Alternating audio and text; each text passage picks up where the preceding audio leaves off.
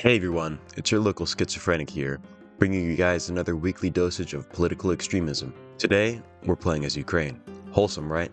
As if we're doing the Bandera path. If you guys don't know who Mr. Bandera is, it's really better you don't. Not really the nicest person in history. Anyways, hopping into Ukraine, I can see that we're not in the best situation. I mean, half our country is occupied by Russians, I only have 16 factories, and we're currently being subjugated by our Polish overlords. But hey, it could be worse. Looking at the focus tree, it's pretty small, but will eventually expand, like our borders. In the next event, we had to ally with either of the two OUN factions. Naturally, we chose the accelerationist Mr. Antonich to help us remain in power. Some focuses later, we were given the ability to bribe a pesky general to stay out of politics. Given the great sum of Ukrainian taxpayer dollars, he naturally couldn't resist and accepted the bribe. Whilst browsing through my divisions, I see that Germany elected its new president.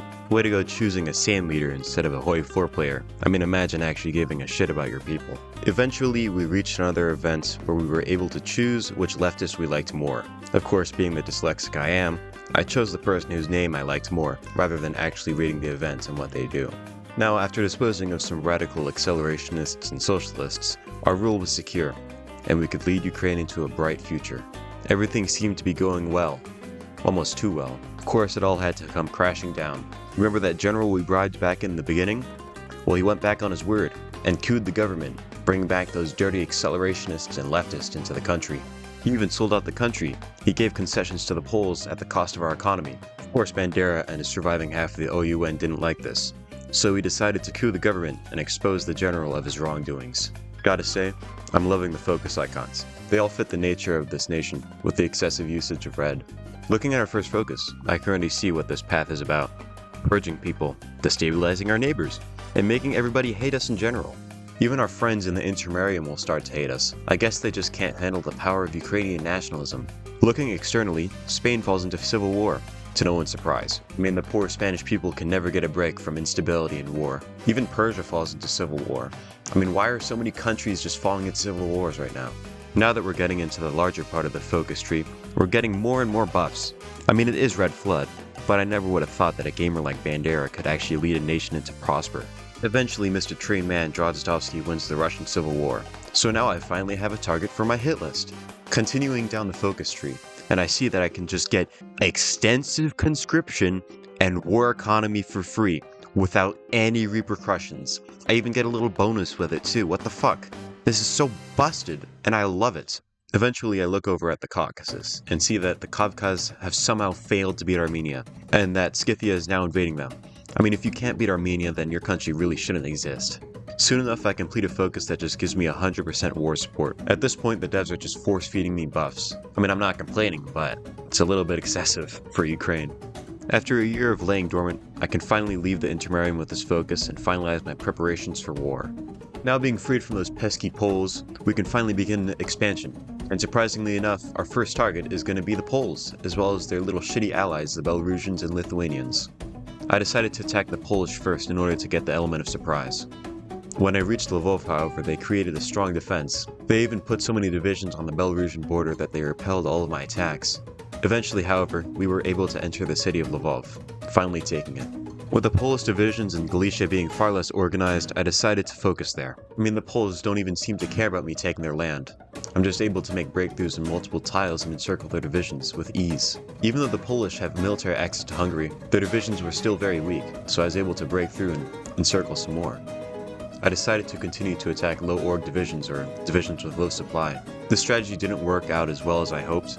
Oftentimes, I'd get encircled but then be able to counter-encircle them by breaking my troops out.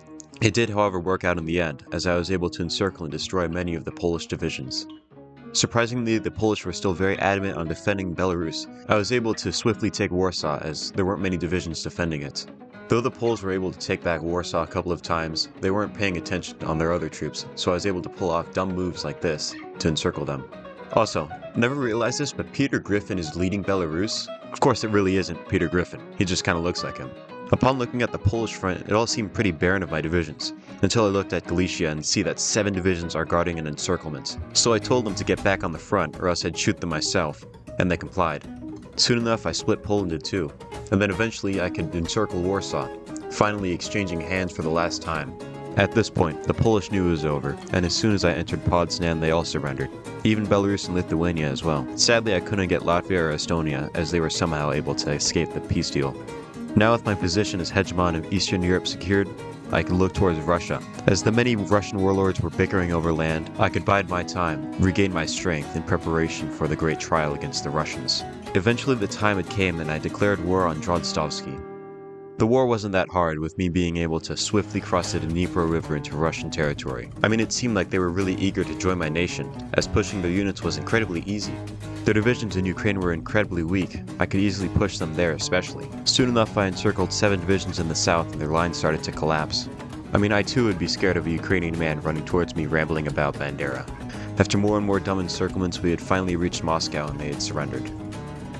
Vlasov and his goons did put up some fight in the peace deal, but they couldn't do anything in the end as I annexed all of Drozdovsky's empire. Now it was time to look south towards Gorgolov's realm of Scythia. I also created my own Russian puppet, of course under close supervision of Bandera, as we weren't gonna allow any native Russian to rule over these lands.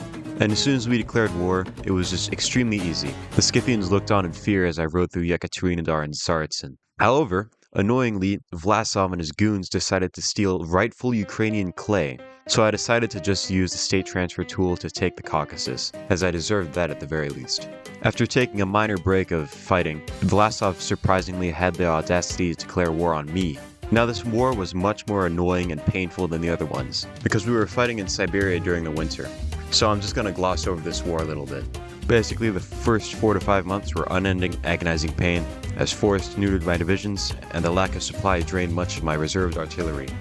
However, when spring came around, progress became much faster, as we were able to efficiently cross the Urals, go through Central Asia, and eventually reach their capital.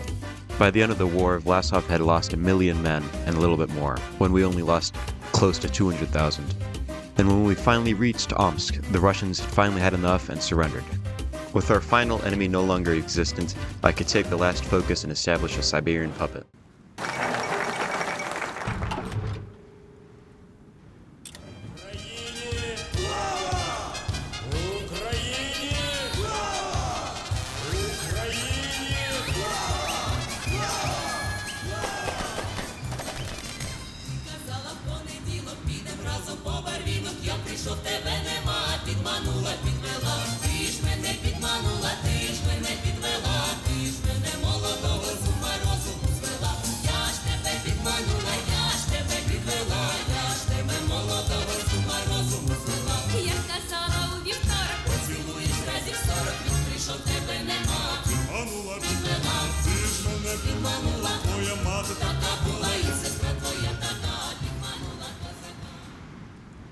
With our dominance over Russia now uncontested, I could now clear up the last stragglers. After obliterating the shit out of Turkestan and the last 2 remaining warlords, I can now proclaim that this campaign is finished. Thank you guys for watching, and I hope you enjoyed this video. Let me know in the comments below about what you guys think of this commentary format, and if I should continue it. But on that note, please do subscribe. We're closing in on 1,000, and it'd be awesome if we could make it. Have a good one.